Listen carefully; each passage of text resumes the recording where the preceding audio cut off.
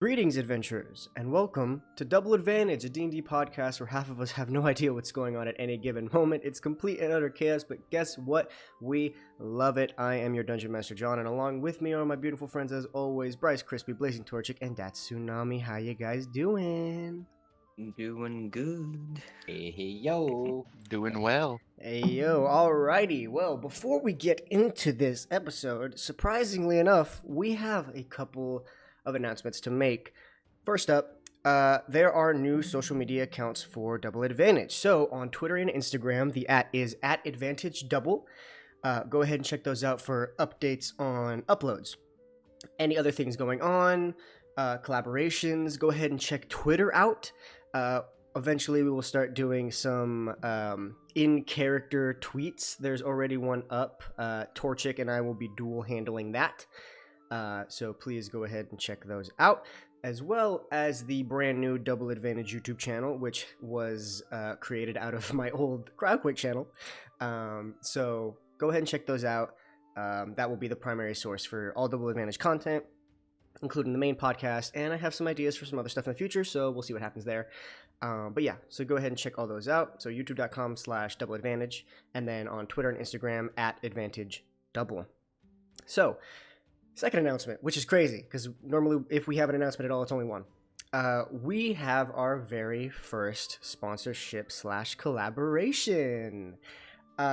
We are working with the lovebracelet.org. They make beautifully handcrafted bracelets that go towards raising awareness for domestic violence, which is just an amazing cause, and we thought that it just resonated very well with us. So if you go ahead and head to their website, and you go ahead and purchase a bracelet, use code ADVANTAGEDOUBLE for 35% off of your purchase, which is fucking awesome. Like, I mean, I think that's cool that we have a code and we have everything. So go ahead and support them. Go ahead and support us with that as well. And yeah, so coupon code ADVANTAGEDOUBLE for 35% off of your purchase. So we did it, guys. It wasn't McDonald's, but we did it. We'll get there. We'll get there. No, but seriously, I don't like to make that joke and undermine the current no. collab. But it is awesome that we finally are able to. I mean, this is episode 11, and we already are working with people and getting this stuff, which is amazing. Yeah, it's fantastic. Yeah. So thank you, Love Bracelet, if you're watching this.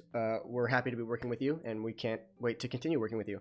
So, without further ado, unless anybody has anything else to say. No. All right, sounds good to me. Let's go ahead and get into the next episode of Double Advantage. In the previous episode, our intrepid adventurers had made their way into the port city of Itaro, home to our beautiful Arias, quote-unquote, Skald. It's not his last name. They made their way into the city to meet his mentor, High Priestess Leah Mistralith, and then on their way to a tavern to meet an old friend known as Buksabi, the tabaxi bartender.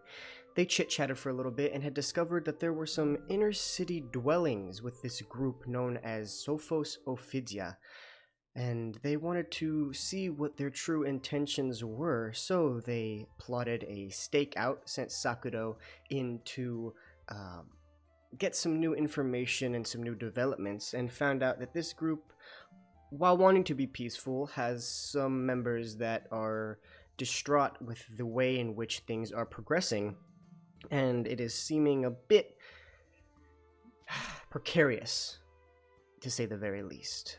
They reported back to the High Priestess just in time to meet Lord Julius Klein, who had a meeting with her. And the meeting was quite stressful and awkward and any word that could describe such an instance. But with swiftness, the High Priestess offered a way out of the situation to go check out the water system, because there have been some problems with it in recent days, and they want to get it fixed before the festival, which is in just a few days. So you guys go ahead and you checked it out. You traveled through the desert, and Sakudo, the heat got to you very badly, suffering a point of exhaustion. And once you arrived in the water system, Volstagg promptly brought out the squirt stick and squirted you with it. It was quite refreshing. But upon investigating this water system, you found that there were pieces of pipe that were rusted over and removed. And after looking around for a little bit, you found this hole behind one of the water tanks. And while goofing off with the squirt stick, you begin to hear this chittering, predator-like sound. And you watched as these two creatures came out of the hole, these bug-like chitinous creatures with pink plates were making their way slowly to you. And after a battle had ensued with those two creatures and a living chunk of sand that had formed pseudopods to fight against you, you eventually defeated these enemies, and now you lie in the water system after the dust has settled. So, the world is now yours. What would you like to do?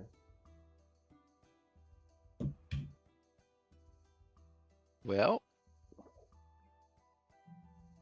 I guess investigate the area, Yeah, probably should do that. you know, All right. because we still need to figure out how or what was in that tank and all of that. All right. So, go ahead and all of you make an investigation check. Sakuro, you have disadvantage because of your exhaustion. Wow, I know. this is fun. I know. What a pain in the ass. I'm sorry. Oh, there's more options when you right click. Oh God. Right, okay, let's just double check this is Wow. investigation. Well, yep, that's about right. All right. Let's see. With the disadvantage. All right. So we got a 6, a 6, and a 2. You guys are currently preoccupied and kind of still stunned by the fact that this happened so rapidly and that you were preoccupied with these creatures and all of a sudden the sand started fighting back. And you guys are just kind of like, you're trying to investigate, but you can't help but like look over your shoulder out of panic and worry. So yeah, you can't, I mean, you're really not finding anything. Everything just looks like, you know, where the rust is, you know, settled. It just looks like rust. You look into the hole that they came from and it just looks like a burrowed tunnel. Nothing is catching your eye. It just seems like a room.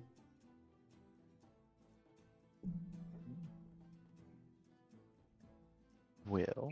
I'll be able to get any light. Light on. I have light on my shield right now. Yeah, so you can see. Oh, okay. And in addition to your guys' dark vision, you can see in here pretty Yeah. well. Oh, yeah, Okay. got dark vision.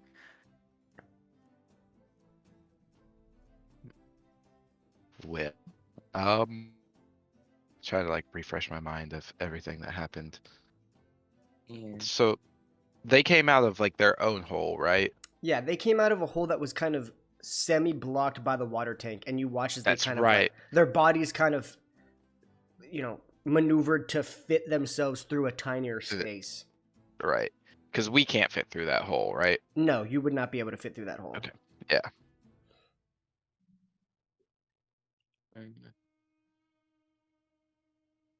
So, So we can't go through that hole. let's see. Scald and here, let me check something on Volstagg real quick. Scald and Volstagg, make an insight check, please, for me. Wait, we were attacked by sand as well, weren't we? All right. So 5 for Volstagg, 21 for Scald. Okay. So Our rolls are great. Volstagg, you're still just kind of trying to rack your brain as to what's going on, but Scald, taking in the area, even though you didn't investigate it quite well, you're looking around and kind of piecing the puzzle in your head together, and you hark back to the fight, and you remember that they were trying to go after your armor and other metal objects. You piece 2 and 2 together and you realize that these creatures were rusting the pipes. And then, by looking around and examining these creatures, they were then eating the rusted over pipes. Oops. You can see bits and chunk of metal in these creatures' mouths that are rusted over and just kind of falling apart.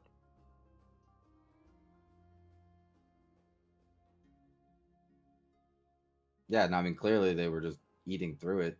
We just gotta fix the holes at this point, or find a nest, I guess. So, Assuming the nest would be through the hole. right. So we need to A, figure out how to squeeze ourselves through the hole or make the hole bigger. Does anyone have an explosive? Not yet. Why do you say it like that? Huh? No. What do you mean? I'm just kidding. I'm just kidding. Rubs Oh, I'm hands gonna be able to do menacingly. some cool things. Don't you worry. That's if you make it that far. Wait, I'm joking. I'm joking. I'm joking. Touche. Volstagg, you've already wild shifted today, haven't you? Once. I can do twice. Ooh. Do you think you can wild shift into something that can go through the hole? See if Yeah. there's like a way to like get in from another way.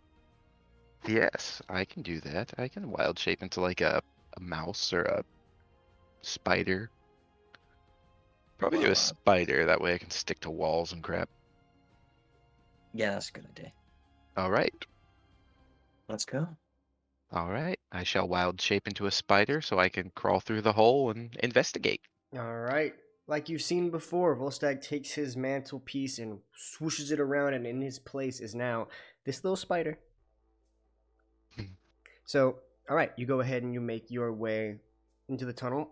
You're a spider, so I'm just gonna like automatically say that you're being stealthy because you're a fucking spider. So you travel into this tunnel, and it goes because you're a spider. You're relatively slow. The tunnel goes for about 3-ish minutes.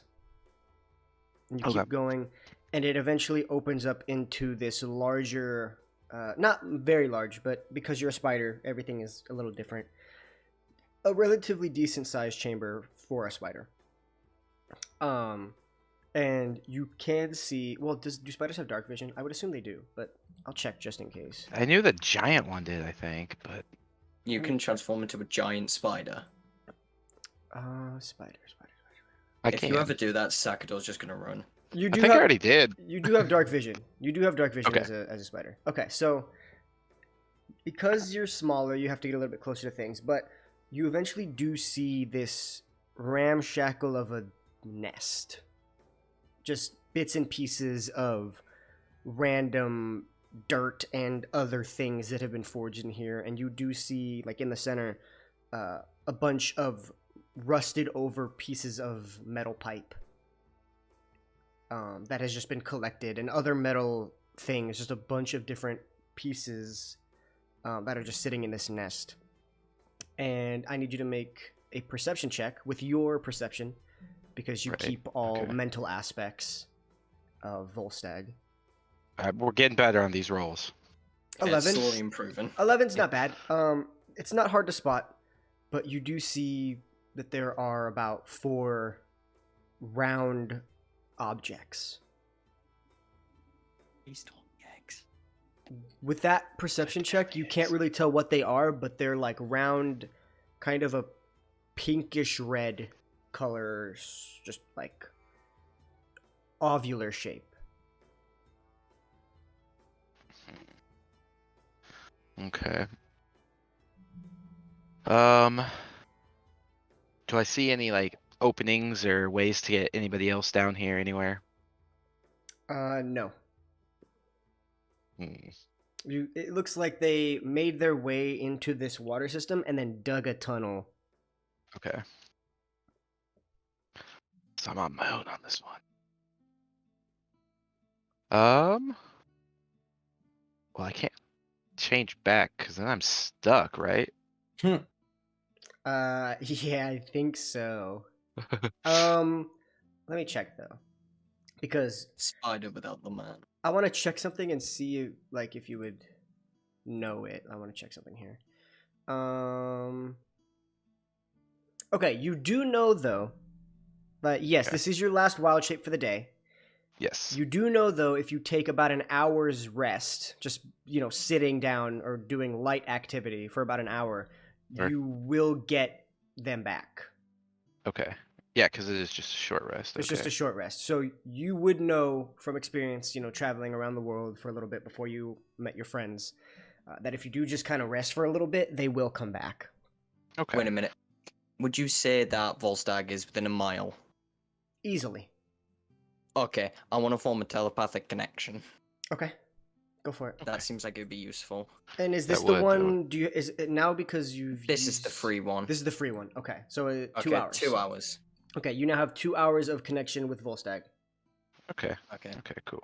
I'll just tell him to relay information. Okay. Well, I'd inform them now that we have the telepathic link that I see some orbs. Not really sure what exactly they are. And that I think I'm going to go ahead and transform back to myself so I can take a close. Well, I can fit in this area, right? I guess I don't want to. How Turn tall are into- you? As Volstagg? That's a good question. I have it written down somewhere. I want to say you said 5'2". No, 6'2". 6'2". but I don't remember. Sounds- 5'2". He is 6'5". 6'5". Okay. Your head will hit the ceiling.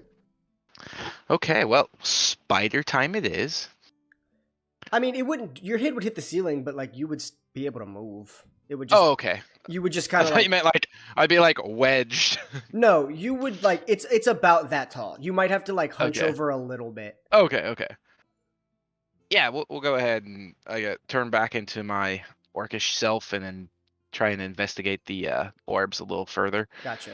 You know what I just realized? I think we've just found an alternate method to like communicate while you're in wild shape. Because normally you wouldn't be able to talk to people. Right? Yeah. But I think But- there's a loophole now, so that's cool. It was just meant to be.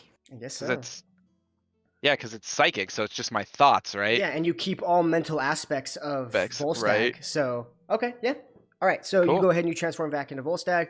Mhm. It's a slow process, so you're able to like. It's not like you just automatically transform and you hit your fucking head on the roof. Right. I can. You can be careful about it. And so yeah, go ahead and make. I would say, are you actively like trying to look at these objects, Yeah. or you just okay? I would make an investigation check then. Okay. 15.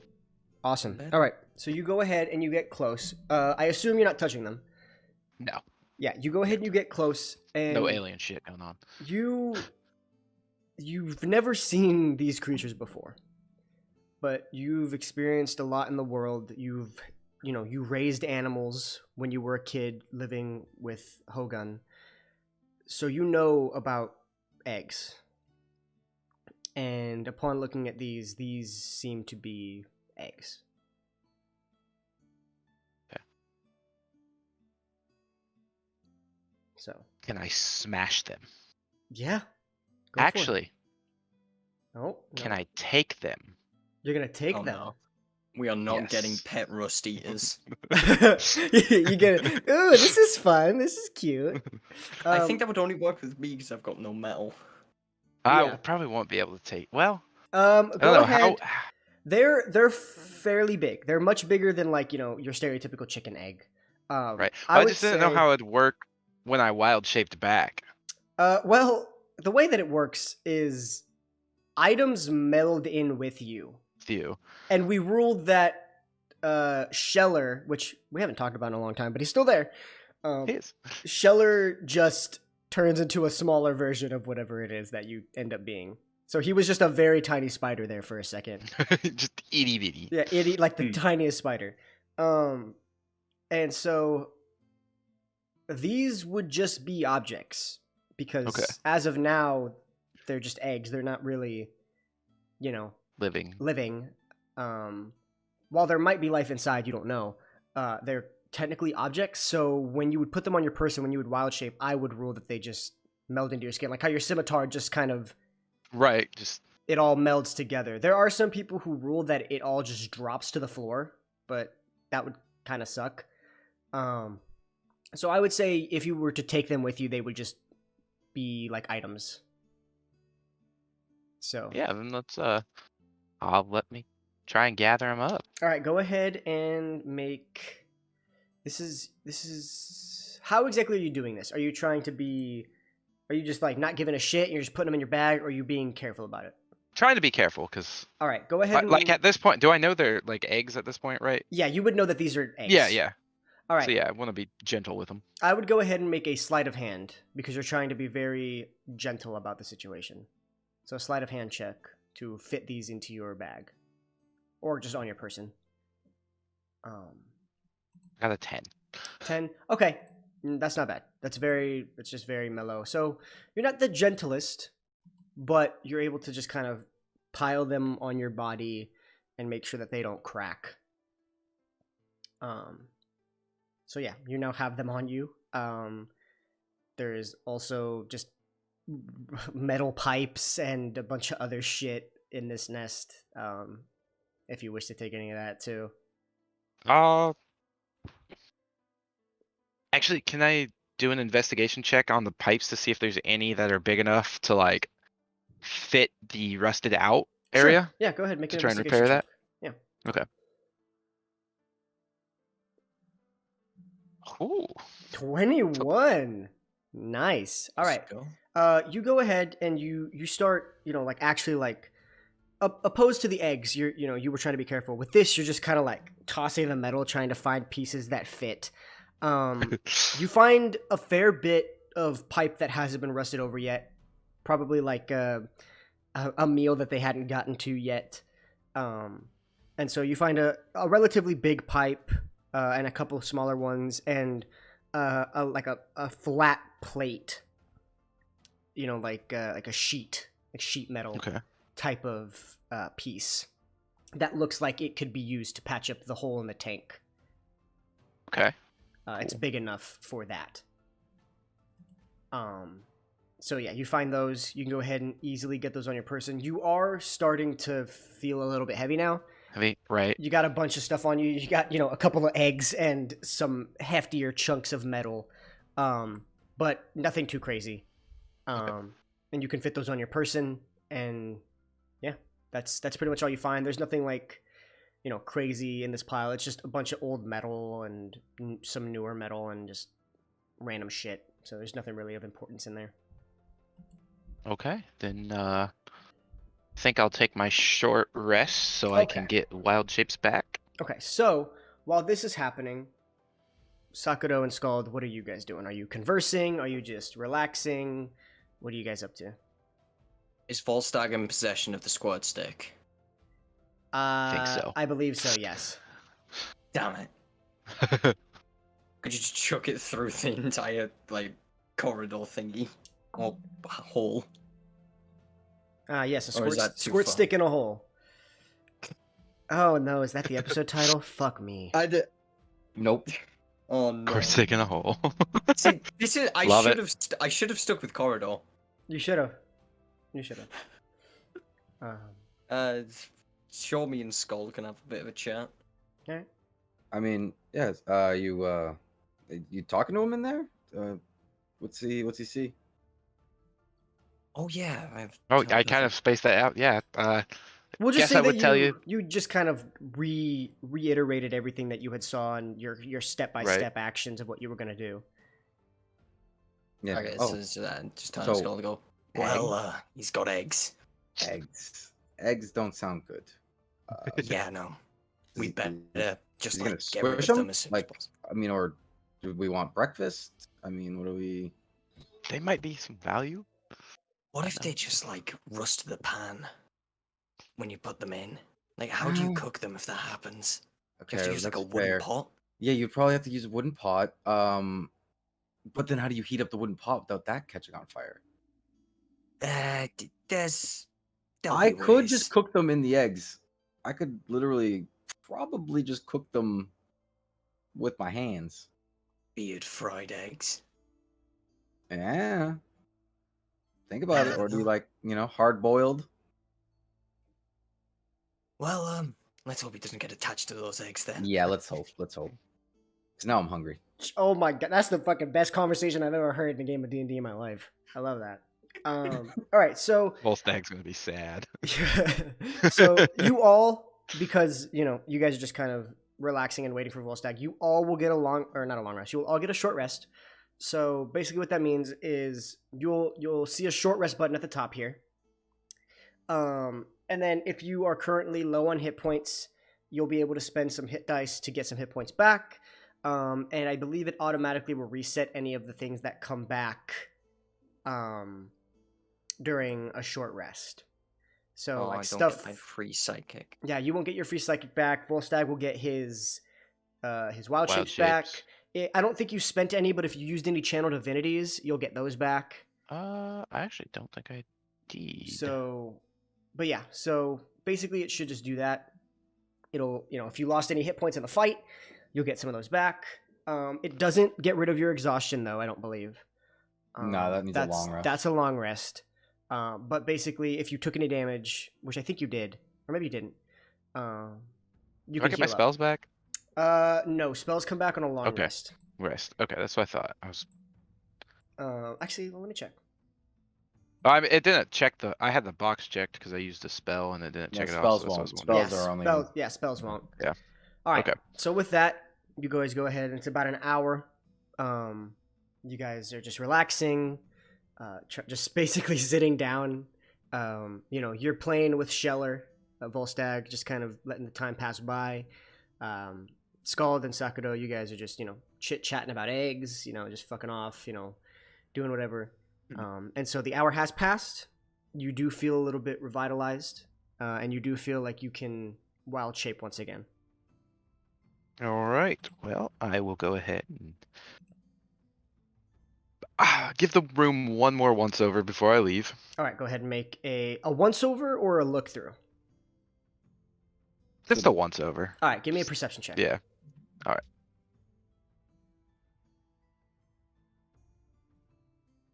Just to kind of glance the room over. Nope. A 9. All right, it looks about the same as when you just last looked at it. Okay. So yeah. All right. Wild shaping back. Let's go into a mouse this time so I can move a little quicker. All right, you go ahead and transform into a mouse, and with ease, you just run straight through, and within a minute, you are back in the central chamber of the water system, where your two friends are just sitting down conversing about random shit. And you guys watch as a mouse runs into the room.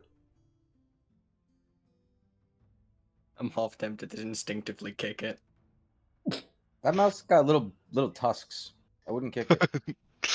Yeah, Why you're is there kind a of mouse? actually you're kind of like you wouldn't be like fully green like Beast Boy, but you'd be like a slight tint of green. Right. And I think it's holding a even smaller mouse on it. What the fuck? Yeah, it's just. Oh, it's Volstagg.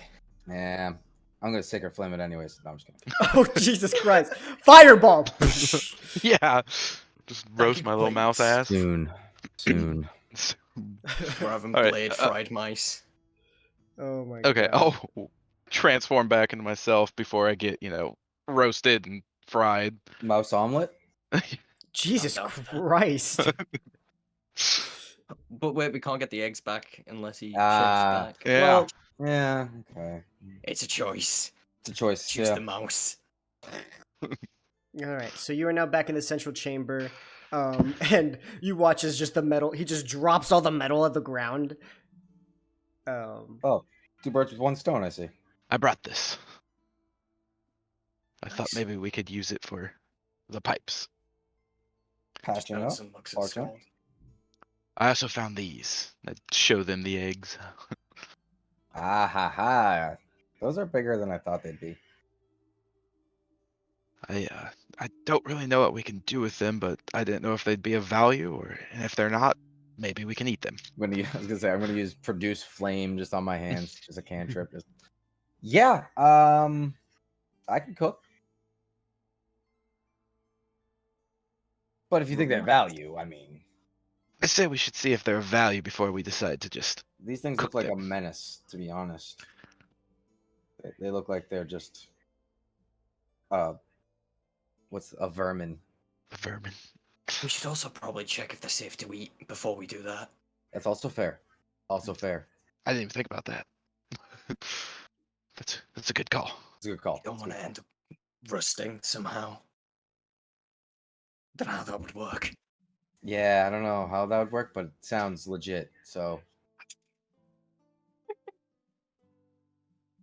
all right. Well, let's just start mending these pipes, I guess. So, like, I'll try to use as much like produce flame type heat to like try to get To the weld them metal together? Well, I don't know if I'll be able to get it hot enough for that. We might have to like actually use if someone has mending. I Some- have mending. Yeah. Oh, there So you go. I'll get them hot enough to bend and like shape to the spots that we need, and then you can just like mend them together. All right.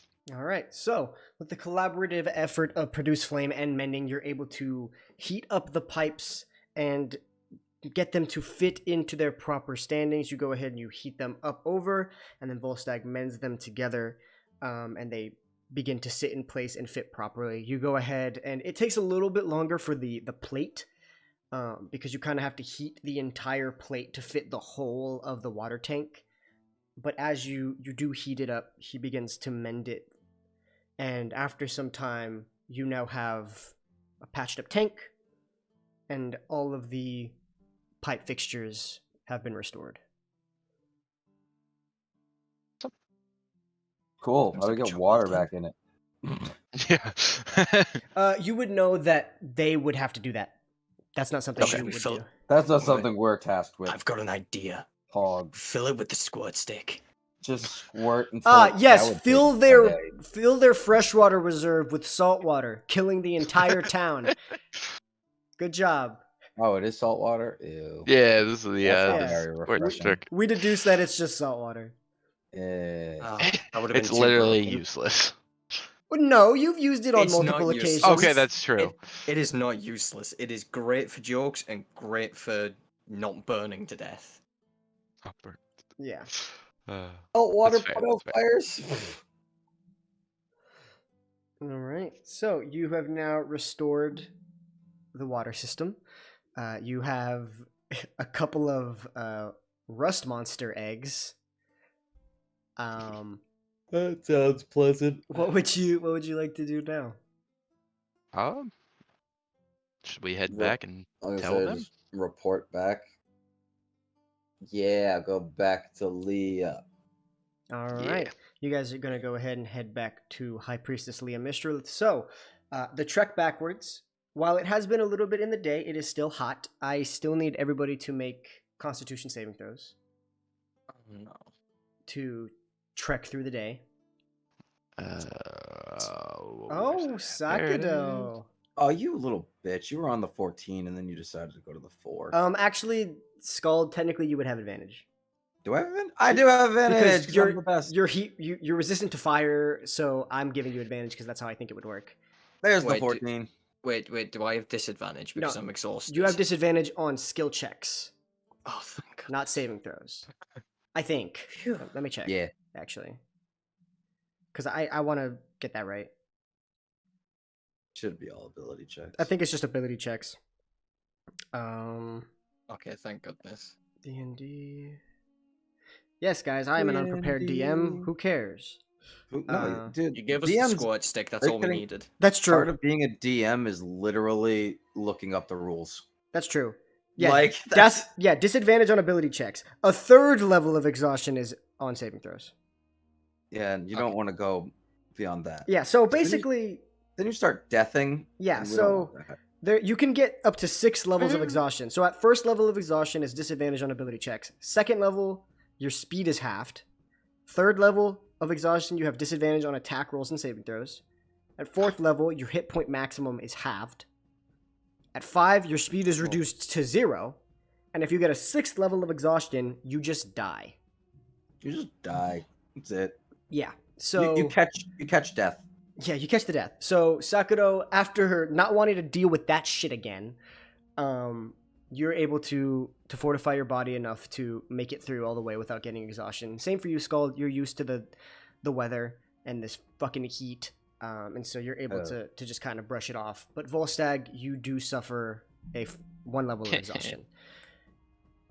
Rip. Sad. You guys are not used to the heat. You and Sakudo have never been in a climate such as this, so it's still a little jarring. I haven't even broken a sweat yet. Yeah, you haven't. So, with that, you finally make it back into the city. It's probably a little bit later in the day. You had to deal with the fight. You rested for about an hour, and mending everything took a hefty chunk of time. So it's probably about 5 o'clock in the afternoon at this point.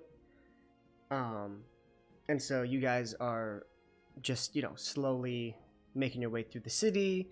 You can see people are getting ready, with festival preparations and whatnot. I want to clarify the day for you guys because I believe it's the day after you guys went to the meeting, correct? Yeah. Yeah, so it's the day after you guys went to the meeting. So I believe it would be the 13th of the month. And the festival, I believe, is on the 16th. So people are starting to get ready. You can see people, are creating, carpets and rugs to sell, and stuff like that. And just, setting up, lights and, different little decorations around houses. And, people are buying, fancy outfits and clothes and stuff, getting ready for the Liberation Festival. So yes, today would be the 13th of Brahalir, and the Liberation Festival is on the 16th. So people are getting ready a little early, stuff like that. But yeah, so you are able to make it to the Daybreak Sanctum. It's called, you are easily able to just walk right in and head straight to the High Priestess's chambers. The doors are closed, but I'm sure you just go ahead and knock. And that'll do it. You knock and you hear a voice say, "Come in." Yep, open up. All right, you open up, and she's just sitting down, reading a book, enjoying a cup of tea. She sets it down and she says, "Oh, wonderful to see you. What happened? Please, let me know." Well, I wouldn't be the one that had the exact first experience of seeing the inside, but we went down and obviously, sorry, let me adjust myself here. We went down and there was these, rust monsters, and they took out the tank, took out some pipes. We managed to take them out, fix the piping, good to go. But our friend here, Volstagg, went into their nest, and we may have found some of their eggs. Do we just throw these shits out, or do you want us to actually give them to you, or do they have value? I mean, considering they rusted the entire city's pipeline, it might not be a grand idea to have more of them. That was my thought. I mean, are they safe to eat? Give me a minute. And she goes and there's a small bookcase behind her, and she goes ahead and she opens a book and she flips through it. And she looks up and she says, I'm not sure. There's no records of eating eggs of this sort. You may give it a shot. Nah. Well, how do you dispose of these? Should we just throw them on the ground? Yes, or give them to some rambunctious children. Have them throw it at some stick it to the man type of situation. I don't know. If you wish to just throw them out. No, wait. The government is the man. I know, I'm just kidding. That was... No, of course. Nobody disrespects the I've gained a little bit of a sense of humor on my travels. Of course. It still doesn't land properly, but... No, never will. At least you're making strides. Trying. No, but seriously, do with what you wish. If you wish to throw them out, so be it. If you wish to eat them by all means. But do whatever you wish. Thank you for fixing the pipeline. It's very much appreciated. I'll make sure to let them know to restart the system, make sure water can flow through, and if results still aren't prominent, then we'll go ahead and send some other people down as well. I don't want you to be our handyman. But yes, as far as that goes, we have nothing else for you to do until the festival. At some point within the next few days, do come back here, and we will make sure to teach you how to play high disc, for those of you who do not know. Scald, I'm sure you have some recollection, but it'll be good to refresh you and teach your friends how to play, as to not get caught up in all the madness. Ah, yes. So It'll be a treat. we have 3 days. Just come, one day out of any of those will suffice. And then the rest of the days are yours to enjoy the days out in the city. Thank you very much. Of course. So yes, enjoy the rest of your evening. If there's anything you ever need from me, please feel free to come see me, and my doors are always open. And she gestures to both Volstagg and Sakado as well. They're always open. So, We definitely appreciate it. So, and we'll make our leave. all right, so you guys go ahead and make your leave.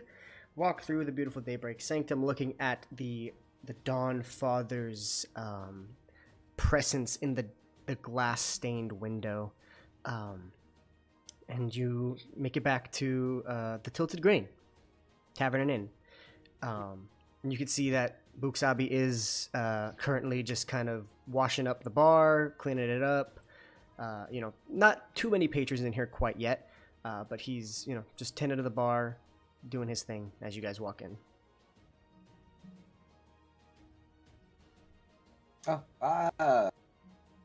Just coming back to hang out, my man.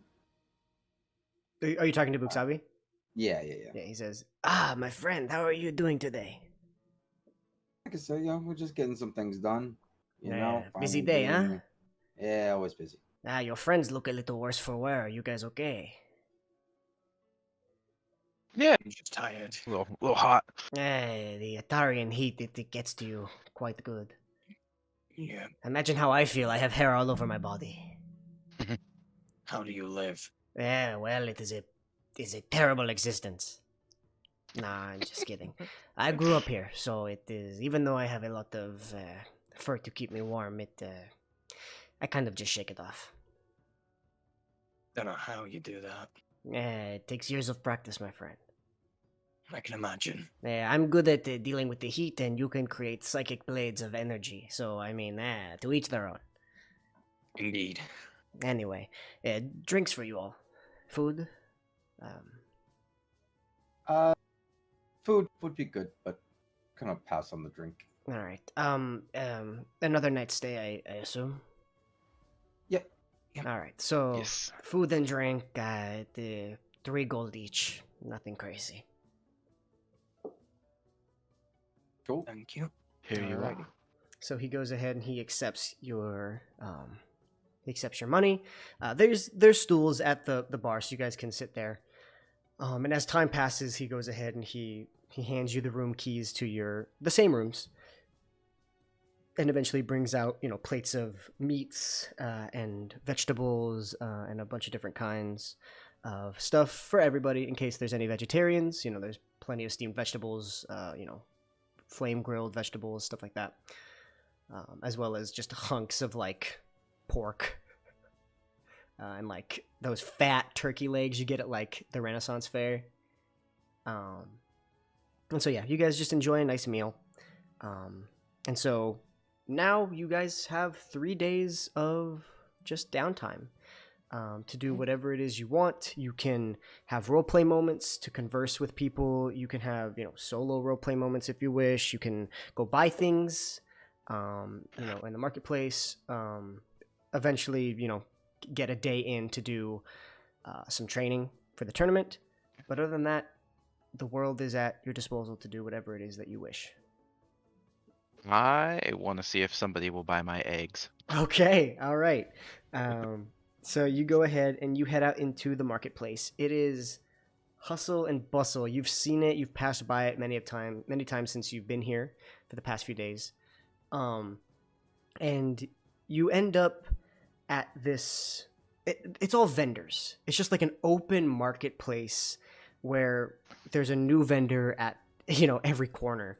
And there's this rough looking like halfling, like a hobbit type creature, rough looking, just like raggedy hair kind of tied back in this bun, but wearing relatively fancy like merchant clothes.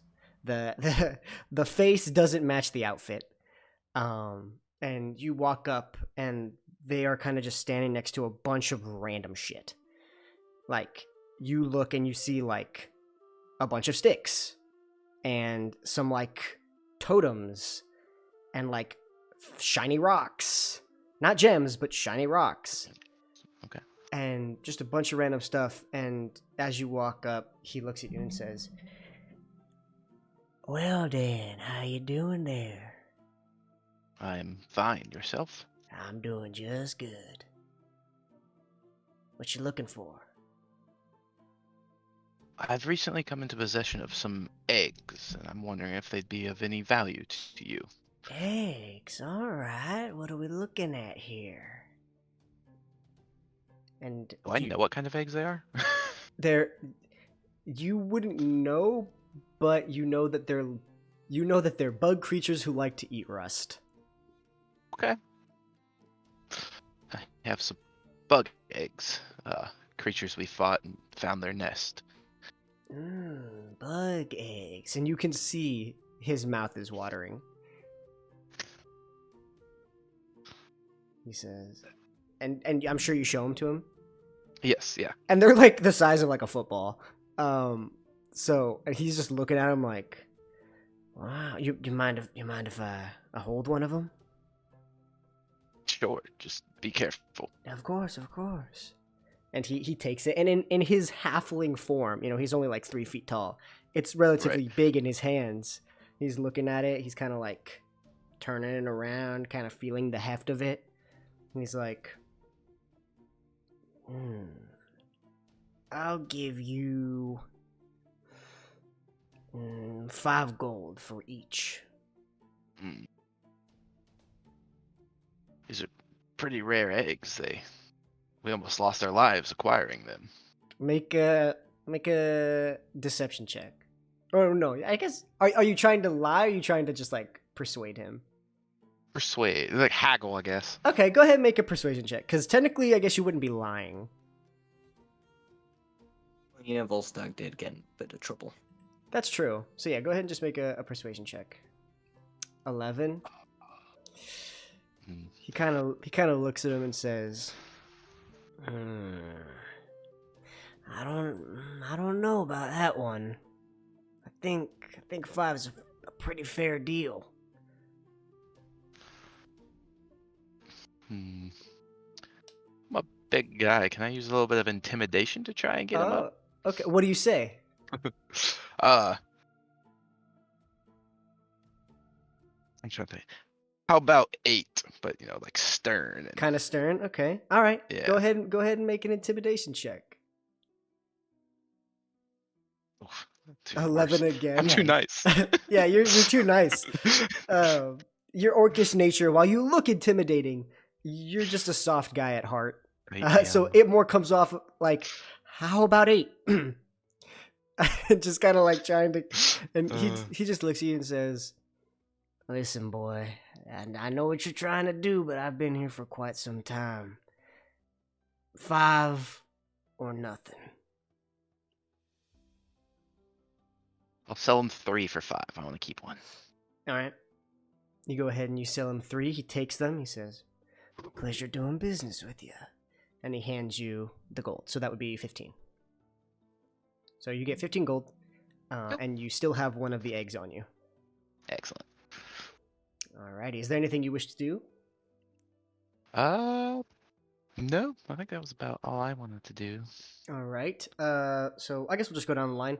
Sakato, you do sleep off. Eventually, you guys all will take a rest, and your exhaustion will be gone and stuff like that. But is there anything you want to do, Sakato, within the few days besides going to train? Because you guys would do that together. Oh, just scout out the area and see if anyone has like a quick job that I can do. Quick job. Okay. Earn some petty cash. Go ahead and make a investigation check to ask around to see if anybody needs help. With anything, to work just for 2 days, just quick cash if anybody's looking for a job or a handyman. This is the one time it's gone half decently. 11. You spend the better part of that day kind of searching around. This would probably be the same day, actually, I guess. And so you're kind of looking around, you're asking, and people are kind of, like, oh no, we have plenty of people. But eventually you do come across this restaurant that's looking for a chef or just a part-time cook. Pays about 3 gold, for the day, because gold is that's a lot for people. Like a gold can buy you like a couple loaves of bread and like stuff like that. So 3 gold is a fair wage for a job. I feel like that's not something that's addressed like often in D&D because you find like hoards of gold and stuff like that. So yeah, it's about 3 gold for 2 days. So it'd be 6 gold total if you want to work there. Okay, sure. For the for 2 days, just to kind of get your hands moving, stuff like that. So yeah, you go ahead, you work. So you can go ahead and add that 6 gold now. Yeah. And Skull, is there anything you wish to do before you guys go ahead and get back together to train up? No, I mean just generally just go around just talking to anybody that haven't seen in a while. All right, you go stuff ahead like and that. Not just generic. Yeah, you chit chat with old friends. You get a better one-on-one with Buksabi. Learning about what he's been up to. You spend some time in the sanctum. Just talking to newer acolytes, stuff like that. Just getting your presence back up in the city. And so after 2 days, you guys go ahead and you come back together, and you meet up back in the sanctum for a day of training. So for like expediency's sake and all of that, let me just kind of, instead of like doing like an actual like training thing, I'm just going to kind of read you guys the rules. You guys can ask questions and I can elaborate. So okay. The game of High Disc is a hybrid chariot soccer frisbee-ish game. So the way it works is that 2 teams will play against each other. It is a 3v3. At the start of the game, this is how it's kind of positioned. So the players at start, there is one person guarding a goal or a net. That person is called the protector. They are to do anything and everything they can to make sure that the high disc does not get into the net. Whether you need to catch it or hit it out of the air, whatever you need to do, it needs to not go in the net. That is the protector's job. Then there are 2 people in a chariot, and the chariot is pulled by a giant horned lizard. There is the jockey and the bombarder. The jockey is the person driving the chariot, and the bombarder is the person who throws the high disc into the net, or at least attempts to. So, at the start of the game, the jockeys will... So I'm kind of speaking out of character now, or like out of game now. So, at the start of the game, the jockeys will roll initiative using their animal handling stat, because they're trying to get the horned lizards to move the way they want. And they will be racing towards the high disc in the center. Did you say something? Okay. Huh? No, I was just thinking I have a good animal handling thing. Gotcha. Okay. So basically they will be racing towards the high disc in the center of the stadium. It's kind of rested on a podium at the start of each game. So upon arrival to the high disc, the bombarder will make a dexterity saving throw to try and grab the disc while moving in the chariot.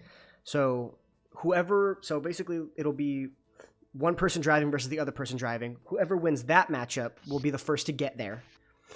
And then the bombarder will try to pick it up. And if that bombarder doesn't pick it up, the other one has a chance to pick it up. Scald, you've seen instances where both bombarders just don't get it, and so they have to kind of circle around.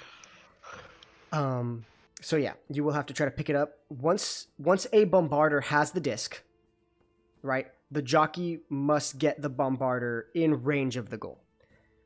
So once somebody has the disc, the driver must get them across the stadium to try and get close enough to throw it. There are some limitations there. The disc must be thrown before there's a line drawn in the sand. There's a line, it's called the toss line. And the chariot and the horned lizard must not pass that line. If that line is passed, it is a penalty and it is an automatic forfeit for the disc to be given to the other team. So the jockey has to maneuver the chariot in such a way to get the bombarder right up to the line, but not over it. Because if you get over it, then you have to give up the disc. So in order to be precise in that, the jockey needs to make another animal handling check to see if they can maneuver the chariot to turn or drift, like right onto the line, giving the bombarder a clean shot. And so the bombarder will then, once that limitation is met, they will make a dexterity check to throw the disc into that. But yeah, and so the jockey can maneuver the cart in such a way to the point where if they meet a certain requirement, they can give advantage to the thrower. So it just depends on how it works and how it rolls. You can give advantage and disadvantage, actually, depending on how you maneuver the cart, whoever's driving. But yeah, so the protector's job is literally just to stand there and wait until the disc is thrown. And then it's basically like it's like a contested thing. So let's say the bombarder throws the disc and rolls an 18. The protector needs to roll an 18 or higher to catch it. I have a question. Yes. Would my gloves and missile snaring help in that? Or is it not classed as a ranged weapon attack? Well, the thing is that that allows you to use a reaction to catch, right? The protector is using their whole action to try and catch. So it wouldn't really help in this instance because anybody can catch in this instance. So, also, could I throw my knives to get the thing off course, or is that not allowed? No, but what you are allowed to do is the person who's driving the chariot is allowed to crash into the other person's chariot to try to distract their shot or throw them off course.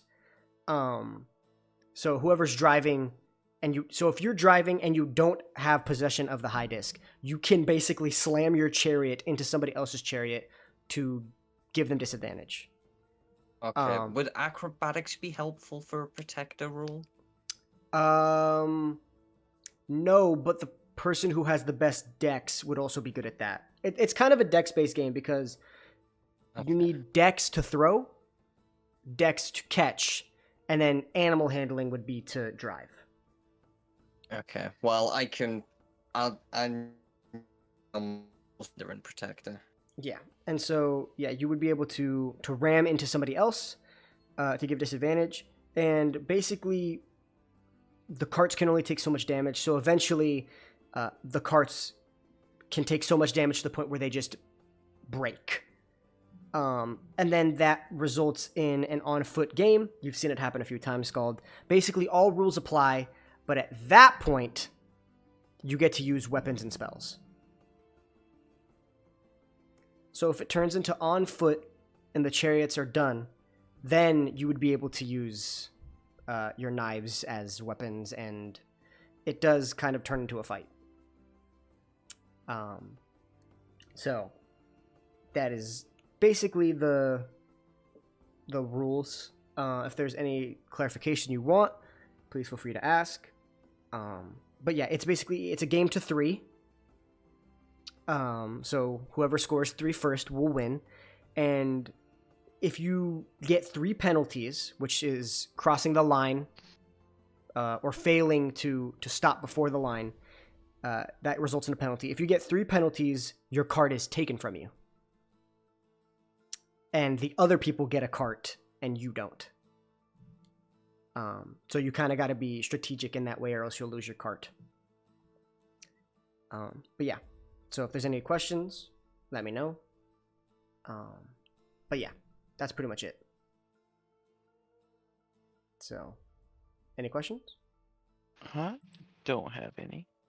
No, it's pretty straightforward. No. All right. So, with that, you spend the day, learning the rules, and then you do end up doing a little practice. Sorry about that. So, my bad. Okay. Yeah, I was talking to somebody. But yeah, so you spend the day, learning the rules. You do a practice match.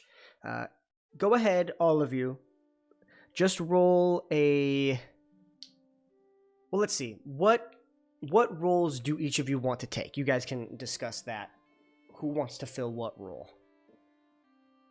Right, okay.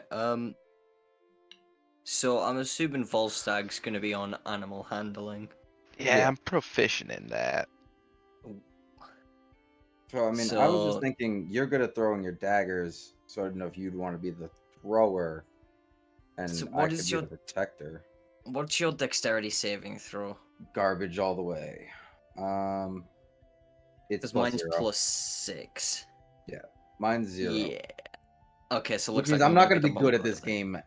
I've never been good at this game, apparently. Well, you could be jockey. Because that's the only one that doesn't require dex. My dexterity's +2. Yeah, I mean, I do have decent animal handling. So if you have a better dex, Volstagg, I think you might be better suited as the thrower, and I could try the jockey. Okay. What is and what's the other position? Thrower. So the So- thrower and the protector are the 2 And then- dex-based yeah. ones. Okay. Thrower uses dex saving throw? Thrower uses just a dex, just pure dex.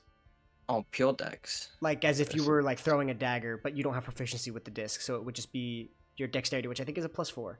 So it would just be Yeah, a straight +4. +4, and then it would be Okay. it'd be a +2 for Volstagg if he was to throw, and then the saving throw is for protecting. Oh, okay. How do I see my dexterity saving? It's over in the corner, To the Yeah. top left corner. top left. So your dexterity saving throw, Volstagg, is a +2 because you're not proficient in dexterity saving throws. Right. Okay. Okay. So if your dexterity's +2 and my dexterity saving throws +6, I would probably do a lot better as a protector. Because you can get advantage on a throw if the animal handling roll's good enough. That's true. And I'm- Okay. I'm So plus so 4. your lower Okay, lower yeah. dex would be countered out by the advantage on the throw. Whoa. Okay, I like that. Yeah, throw. I'm a big guy. I can throw Okay. shit. So Volstagg's the thrower, Sakudo is the protector, and Scald is the jockey. So go ahead and just roll a performance check to see how well you perform in this practice round. To see how well you can that's retain the charisma. information. Would Oh, I that's- be able that's to use true. the psionic? Wait, can I use the psionic die when I'm on a saving throw? Let me check actually, because your psionic die might count for that. Let me check. Psionic die. If you fail an ability check using a skill or tool with which you have proficiency, so I don't think. No, because it's a saving throw. Okay. Yeah, so no, you wouldn't. Well, that would have been a bit busted. Yeah, that would have been a little bit busted. So yeah, no, because you're right. It is charisma, which doesn't make any sense. I'm trying to think how well. Okay, no, just pretend like you're doing practice. So Scald, do a practice animal handling. Sakuro, do a practice dex saving throw, and Volstagg, do a practice just click your dexterity. Oh no. Well, we're starting off well. Get the bad ones out. This is practice. Yeah. So a natural 1 for animal handling, a 16 for the dex check to throw the disc, and a 15 to catch. Okay, so in that instance, Volstagg would beat Sakuro, so Volstagg would score. But you're playing together, so it doesn't really matter. But in that instance, I'm just competitive. yeah. So you guys, you're kind of not used to it. You're Volstagg and Sakuro, you kind of pick up on it quick. Scald, you're not used to driving the chariot, but upon you play a couple practice matches, and you eventually get the hang of it. And so yeah, you guys go ahead and finish your day up of training. You rest for the night, and you wake up in the morning, and it is the day of the Liberation Festival. You can hear already. It is the very early morning. But already you can hear the sounds of music and cheering, the smells of different baked goods and roasted meats. Already, just the sheer intensity of this day and the meaning behind it is present. You can feel the lively energy that the people of the city are exuberating. You look out of your window and you can see the streets are filled with people. People are just... there's people throwing little pieces of colored paper in the air. There's dancing, there's singing, there's bands playing music just in the streets. And it is just this giant, block party throughout the city. And you go downstairs, and you can see Buksabi is, the tavern is full. It is early in the morning, and this tavern is full. You can see Buksabi is like, help. It is a day in which people just go hog wild in everything that they do. And so you guys walk throughout the town, and it is just... Scald, you've experienced it plenty of times. It's been a while since you've actually experienced it, but you have been in this situation many times, and it fills you with happiness. It's a familiar sense to you. And Volstagg and Sakuro, you guys are like, oh fuck, this is the most people in a singular place I've ever seen in my life. And so it is just a day of celebration and happiness. And yeah, if there, you guys want to just walk through the town, if there's anything you want to do, the tournament is in a few hours. It starts in a few hours, so to give you guys time to enjoy the festival as well. If there's anything you want to do, let me know. There's plenty of booths, people selling different meats and different forms of alcohol, and it's like a Renaissance fair. They got a bunch of shit. You can buy stuff, cool little coins and whatnot. So yeah. They're selling miniature chariots. Like little that can fit in your hand. One that Shelly can ride. Or Sheller. One that you can put Sheller in? Sheller. Are they selling a chariot Sheller can ride? Yeah, they are. They're selling tiny little chariots, for kids and stuff like that. If you want to buy one, it's just 1 gold. Okay. This one's on me, Volstagg. Thank you. All right, you go ahead. You toss him. You toss the guy, an older man who you could tell whittled all of these chariots. He takes the coin in his hand and he hands you this beautiful small chariot, painted with a beautiful depiction of, each chariot, as you would know, Scald, is detailed to fit the church that is participating. So there are different chariots for each church. There's 4 of them. So Scald, you would know, and I'm sure you would explain to your friends. So there's the Daybreak Sanctum, which is for the Dawnfather. There's the Mysticana, which is for the Archheart, god of magic and stuff like that. Then there's the Peacekeeper's Chapel for the Lawbearer, which is the goddess of law and order and civilization. And then there's the Shrine of Devotion for the Moonweaver, goddess of trickery, but in a loving way, and then straight up just goddess of love to some others. So yeah, there are chariots with the Dawnfather symbol, which is like a sun. There's the Archheart, which is kind of like these two like crescent points. There's the Lawbearer, which is like a scale, like a balanced scale to represent law. And then there's the Moonweaver, which is just a symbol of a crescent moon. So whichever one you want to pick. Skull is eyeing you as you pick, so be careful with what you choose. But yeah. Is it on me to pick, or it would be for whoever wants to pick, whoever's buying it. So I guess whichever one. Let Skull pick. So Skull, pick. Skull, if you want to pick. I was curious to see which one you were. Oh no, they'll do this to us, Skull. Which one's he staring at? Well, you know that Skald worships the Dawnfather, and like so that's his whole thing. You know, the Daybreak Sanctum is for the Dawnfather. That's who you guys are, representing in this tournament. But you can pick anyone you want. Okay. Should we just like walk the one with the moon on it and then switch to the Dawnfather one? You go ahead So and mess with them. you start reaching your hand for the moon one. And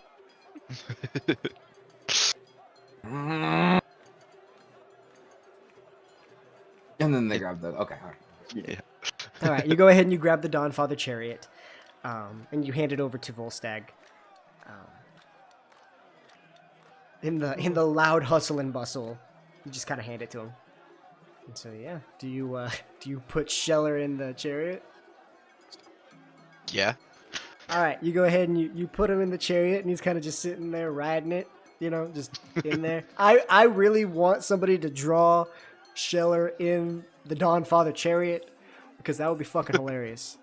So yeah, you go ahead and you put him in there, and you kind of, and it's drivable. It's got like wheels, so you kind of just like push him around on like a little.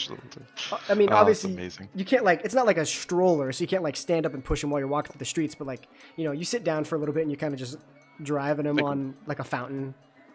Kind of Like a little kid with a Hot Wheels car. Yeah, you're Hot Wheeling your turtle in a chariot.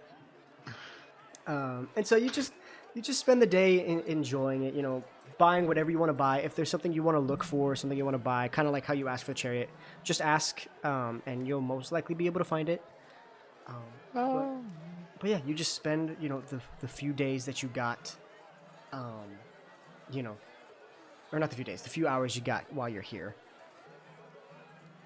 Exploring. And yeah, and if there's nothing else that you guys are looking for, eventually you hear somebody call out, saying, whoever's participating in the tournament, please meet us, over here, right? And so you head over, and a fair bit of people join in. You can see some people wearing the different emblems of the other deities that they are worshiping and representing in this tournament. And they basically give you the rundown, and they lead you into this gigantic coliseum. You've seen it a couple of times. It kind of is in the back of the city, and you can see just the delicate, intricate design of this colossal coliseum. And you're taken into this kind of like underneath section that's kind of underneath the like the stadium itself. And so you're given the rundown. Basically, this is how it's gonna work. Basically the same information you got during the training. And you are told, to suit up. Well, not suit up, but basically, get your stuff together, get ready. There are... So Scald, you would be fine. But, for you, Sakudo and Volstagg, they do give you, similar sashes that Scald has of the Dawnfather. If you choose to wear them, you don't have to. They know that you're not, super, worshipping the Dawnfather, but you are friends with Scald. So they give it to you. If you wish to wear it, that's on to you. And they point you over to a board that has the matchups. So there's 4 teams in total, and you look and you can see that you are playing... In the first round, you will be playing against the Mysticana, the Church of the Archheart. That will be your first match, and you guys are the first match of the afternoon. So you guys suit up, get your chariots ready together. They bring you up to the stadium, and as you walk up these stairs leading you into the dirt floor of this stadium, you can see thousands upon thousands of cheering people. They are raving and throwing, powdered dust to represent the color of whatever deity that they're worshiping. So purple for the Archheart, orange for the Dawnfather, gray for the Lawbearer, light blues and purples for the Moonweaver. You can see all of this celebration going through in each layer of this Colosseum. You hear different sections of people chanting out, singing songs, playing instruments. This is the celebration and tournament of the year, and it shows. And as you walk up, there is an announcer who's screaming and using some form of magic to give a boost and an echo to his voice. Begins to chant out and say, "The first match of the afternoon, ladies and gentlemen, can we hear your celebration?" And you hear the roars and screams of people ready to watch and witness what is going to be the most amazing thing they've seen all year, and they've been waiting for this moment. You hear as he kind of shushes them down and says, "The first match of the afternoon will consist of the Mysticana versus the Daybreak Sanctum." And you hear as people some sections go quiet as their church is not up yet, but you see as the one section erupts with a bunch of orange powder to represent the Dawnfather, and one other side just explodes with purple and some pinkish sparkly magical colors as well. And you watch as you are now setting up, getting ready to get in the center. You see the enemy team getting in the chariot and one getting into the goal. You guys yourself are getting situated, and you watch as a individual who is basically refereeing the game gently places the beautiful high disc on the center platform. It is this beautiful gold disc wrapping around with a kind of silver inlay that is placed down. And you look over and you watch the person who was announcing all of this kind of gets himself ready and says, "Let the first match commence." And you watch as an explosion kind of fires up straight in the air and explodes into this firework of 1/2 purple, 1/2 orange. And as it goes off, the match begins. And that's where we're going to end this episode. Knew it. So, ladies and gentlemen, the next episode will be the start of the high disc tournament, and we will see if you guys can come out on top. It's all up to the dice to see what happens, but the tournament arc has begun. And there's only one way to find out how it ends, and that's by sticking in and catching next episode. So thank you guys for watching this. Thank you guys once again for being here. Hopefully you guys had a good time. Thank you all for watching this. Go ahead and make sure to follow all these beautiful people on everything that they do. Go ahead and follow the new Instagram, the new Twitter. Check out the new YouTube channel, and please make sure to go ahead and buy a bracelet from the Love Bracelet. Use coupon code Advantage Double for 35% off. And without further ado, we're gonna go ahead and get out of here, guys. Take care. We love you. Keep your squirt sticks safe, and we'll see you next time. Peace out. Bye. Bye.